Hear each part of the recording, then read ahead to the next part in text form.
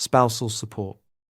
Spousal support is the financial assistance paid by one spouse to the other after a legal separation or divorce. Depending on the jurisdiction, it is widely known by alternative names, including alimony or spousal maintenance.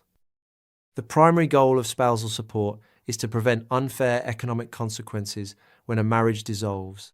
In many relationships, one partner sacrifices their own earning potential to raise children or support the other partner's career. When the marriage ends, the law ensures the lower-earning spouse is not left financially helpless.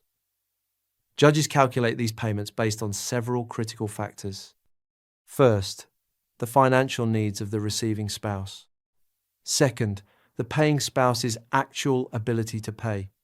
Third, the total length of the marriage. Support can be temporary, for career retraining, or permanent. For example, a couple divorces after 20 years. One spouse worked as a highly paid executive, while the other completely paused their career to manage the household.